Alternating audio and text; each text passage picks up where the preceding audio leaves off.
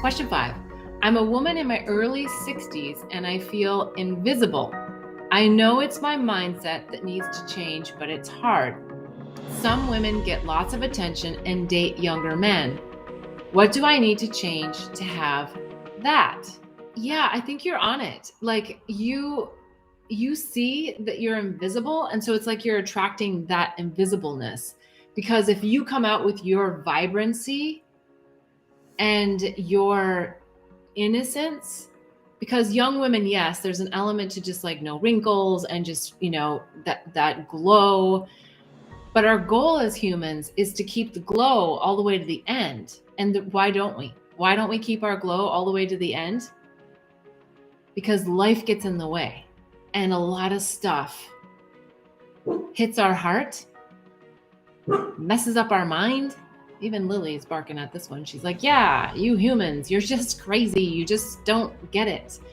And we get out of the flow of just feeling love and just feeling the grace of what's out there, feeling the opportunity, right? Young people are like, anything's possible, because they haven't lived enough and been beaten down enough. But that's the whole point, is that we set up all these, situations where we feel beaten down so that we can shine brightly. And sometimes, we go through a whole lifetime, we don't make it. We don't actually get our light back. We just let it get dampened and dampened and dampened. And so that's what it's all about on this spiritual ascension journey, is let your light get brighter and brighter and brighter so that your sphere of influence is going out into the whole planet, right? Covering the whole planet.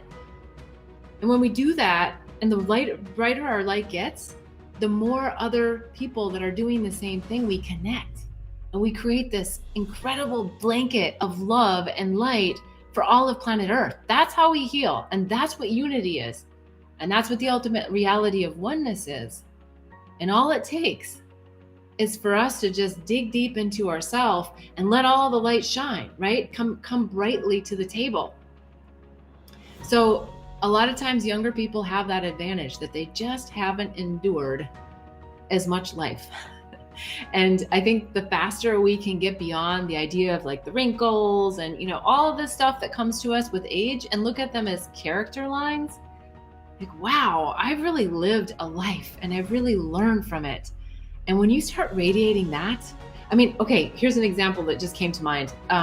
Last night I went out to this beautiful, it was a fun night. It was music from a friend that sings. She's just amazing up there on stage.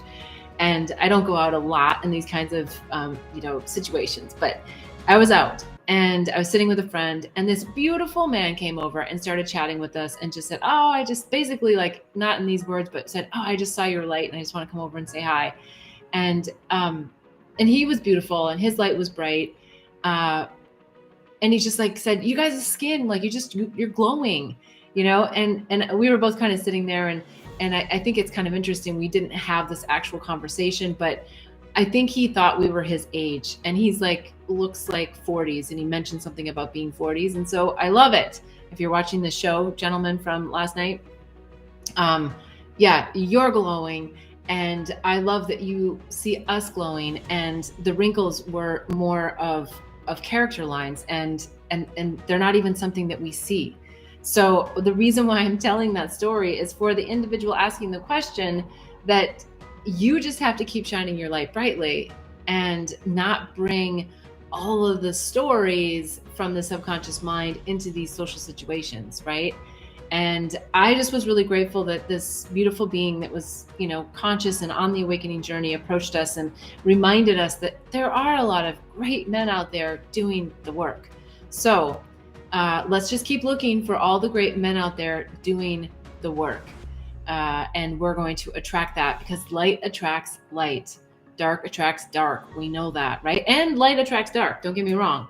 But that's the beauty and the dance that we call into our life to make it exciting, and to be able to see the dark and witness the dark and know that the dark is also within each one of us. It's the balance of the light and the dark. So, all right, I digress slightly there, but I just wanted to give some of those examples of really just shining your light brightly for all to see, and the innocence and letting go of all of the resentment of what life has brought us.